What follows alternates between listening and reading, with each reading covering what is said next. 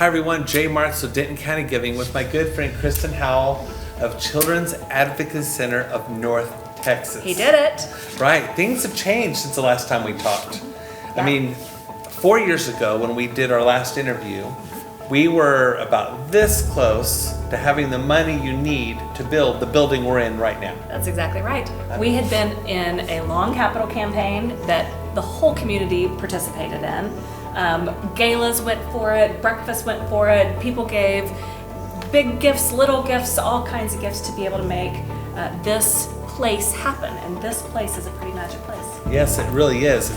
It saves lives, first of all. We'll just say that immediately, that it literally saves lives. Children's Advocacy Center of Denton County is what it used to be called, and now we're of North Texas. That's right. Covering Denton County, Wise County, and now Jack County. That's exactly right. Yeah. Wow, amazing growth, and happy 25th anniversary. Thank you. You know, Yeah. let's just quickly define I love it. what a Children's Advocacy Center is and does. Yes, okay. It's actually a national brand that is present in communities that we are the place a kid goes when an outcry of abuse has been made. So a typical scenario for that would be a child tells a teacher that someone has been hurting them, typically sexual abuse, and that teacher makes a Child Protective Services report or calls law enforcement. And this is the place that investigation happens. The family comes here, they receive their services here, because we know that it's important to stop that abuse. We know it's important to investigate and prosecute that abuse, but we also know that it's important to heal from that abuse. And so all of those services happen on this campus. It's amazing. The best thing that can happen here, and I watch it happen every day, kids come in with what I would call the weight of the world on their shoulders. Their little tiny shoulders are holding a burden that is way too big for them to carry alone. They tell a trusted adult, literally in the room of the forensic interview, you can watch the weight lifted off as they tell a safe adult who is not interrupting them or telling them it didn't happen, but is in fact believing them and hearing them and providing a safe space for them to share it. So they tell their truth, the weight is lifted, and then they feel, you can begin to see them literally climbing up the ladder back to their potential. It is amazing. You know, and I know the way you have this whole building set up is really special too. For example, when they go into their interview room, it's a very nice looking room, and there's a nice big mirror there, but on the other side of that mirror is a detective, a Child Protective Service officer, and a member of the Denton County District Attorney's Office. Right, yeah. So they're able to get the information they need without a child going to the police station and then to the hospital and then to a therapist. They come here and they're treated with love and respect. Yep. And they only have to tell that story one time. Right. Which is such a crucial part of both the treatment of the child and honestly for the best outcome of the case. If a child is telling, back in the day before advocacy centers existed, and this is why they became such an important part of truly every county's fabric across the nation. But back in the day, a child might tell a trusted teacher that something like this happened.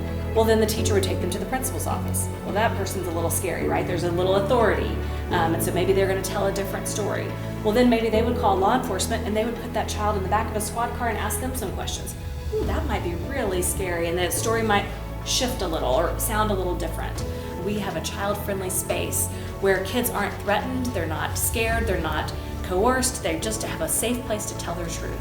And whatever that truth is, in whatever language that they use, whatever words they use, it's A-okay with us. We actually get every single Child Protective Services report. We get that in real time at our shop, and our teams of coordinators are reading those and coordinating with law enforcement. So it's an instant response. As soon as it's routed to the county, people are responding, and that response is happening out of this building. So it's kind of a little magic that happens here. And you know, I think probably one of the questions people ask me the most is, in that big response, we are dealing with a crime that someone else commits against a child that has the potential to change the course of their life. Right. And so that's really heavy stuff. People worry that this is too dark of work. And I would argue that this is the plate where the dark is lifted, Yeah. where just truly amazing people come together and help right the wrong that has happened. But I'm going to go ahead and just ask kind of a crazy question, because here in good old Flower Mound, Texas, or beautiful Denton County, we're a wonderful community, great schools, shops, stores, and everything real estate agents like me tell about. Yeah. But we have an enormous amount of child abuse taking place too. It's true. How many cases did you have last year? We had a huge increase in the number of cases last year. Due to COVID. Due to COVID. We think, it's interesting because as soon as COVID happened, we knew kids were going to be in danger. They were going to be at risk. They were going to be potentially in homes where they were not safe, and those trusted adults like teachers weren't going to be in their lives as much, so maybe they weren't going to be able to report it as much. So we knew right away we had a huge problem on our hand. The truth is that problem has stayed, and I don't know if it's both growth in this area, and I think that's a piece of it, or else if the impact of COVID on stress, job families, loss, and yes, everything else. Exactly. And so now we have inflation. Right, so the stressors haven't gone away. But it's even harder now because moms and dads are trying to make the dollar stretch, and we all know that mental illness and all kinds of terrible things cause this, but also family stress and family violence. You're not just doing sexual abuse, you're doing assault and domestic battery and things like that, or even where moms and dads are fighting and hurting each other and kids are witnessing That's it. exactly right. Kids are witnessing it, kids are trying to keep a parent safe, kids are intervening, or kids may be in the way if guns are brought out. So there are lots of ways that kids can be hurt in times like this. So you're exactly right. Family violence is a huge part of the stuff kids are seeing in this community, just like in every community. Bottom line, this incredible place doesn't just operate on hope. It operates on the community, businesses, donating. How can people donate? What's the best way that people can donate and help? Yeah, okay, I love it so much. This is the community's way of helping child abuse cases. So whether you are a volunteer with your time, you are doing a donation drive and bringing goods for our Rainbow Room to be able to give directly to families who have concrete needs, or you are donating with a check, and we take little checks and big checks, we take all the checks.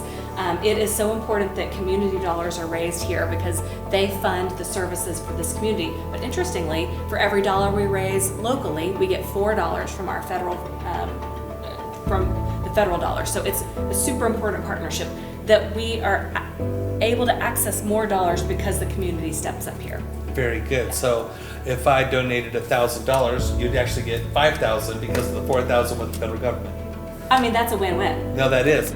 Final thought for Denton County Giving. Would you please share what you told me privately off camera about going into the light with everyone? Yeah. You know what? One of the things that people ask me all the time is, how do you handle being in this dark business? And the truth is, I do it just like every parent in America does it. When there is darkness and your child is afraid, you turn on the light. So what we do here is we turn on the lights for families.